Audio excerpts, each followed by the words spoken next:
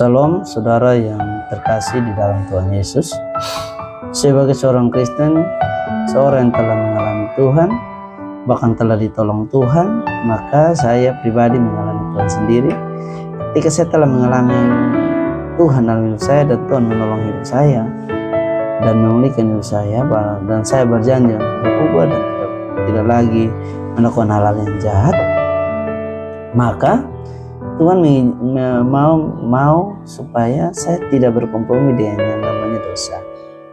Nah, di mana satu waktu saya diperintah oleh kakak-kakak saya untuk beli rokok, kasih dia. Kasih dia, bahkan ketika ada saudara-saudara datang dari Sahu, mereka suruh saya untuk beli rokok kasih mereka. Dan saya beli karena saya berpikir bahwa saya tidak merokok kok, yang penting mereka yang merokok. Ternyata Bapak Ibu Saudara yang saya kasihi dan Tuhan Yesus, inilah yang Tuhan tidak kehendaki. Pada saat saya melakukan hal itu, maka Tuhan menegur saya. Ketika saya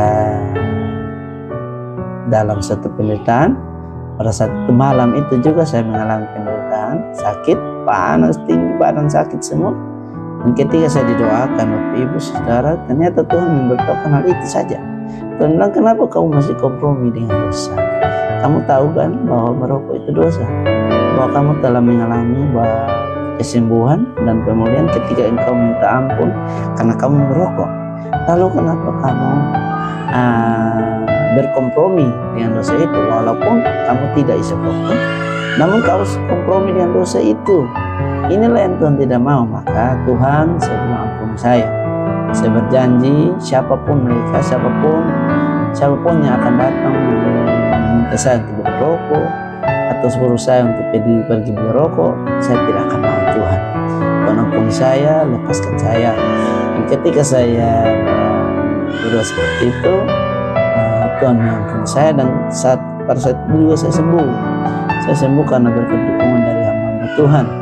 Bapak Ibu Saudara yang saya kasihi dalam Tuhan Yesus, ketika kita mengalami Tuhan dan percaya bahwa Tuhan ada bersama-sama dengan kita, ketika Tuhan membuka dan menelanjangi hidup kita yang berdosa, dan kita sadar bahwa itu dosa dan Tuhan sebenarnya Tuhan tidak kehendaki hal-hal itu kita buat, maka kita harus betul-betul setia dan percaya bahwa sebenarnya apa yang Tuhan katakan melalui hamba Tuhan oleh tuntunan Roh Kudus itu benar. Dan sebenarnya ketika seseorang mau mengikuti Tuhan, Tuhan akan memberitahukan apa yang dia harus lakukan. Namun sebelum dia lakukan apa yang Tuhan kehendaki.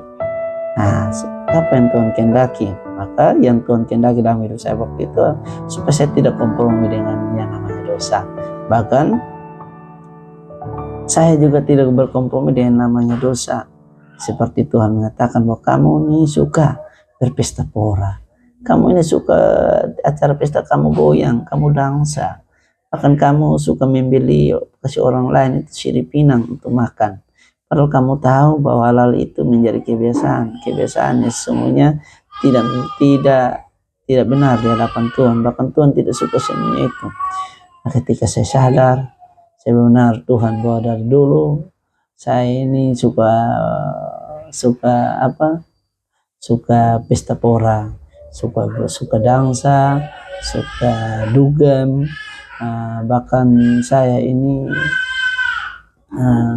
suka melakukan hal-hal yang saya senang. Oleh karena itu ampuni saya, lepaskan saya. Maka dalam hidup saya sampai saat ini Bapak Ibu, walaupun ada pesta di rumah saya Bapak Ibu, saya tidak akan melakukan pesta pora. Lagu-lagu dunia saya juga tidak melakukan itu, karena pada saat saya menderita, Tuhan bilang saya suka putar lagu dunia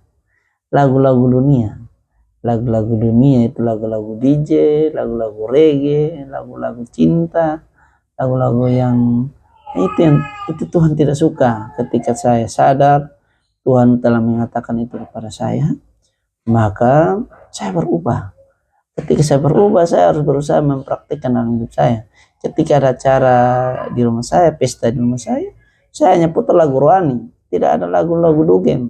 Dan di situ saya banyak dicemooh, saya banyak dikritik oleh teman-teman, saudara, bahwa kamu tidak ikut kebiasaan-kebiasaan dunia ini.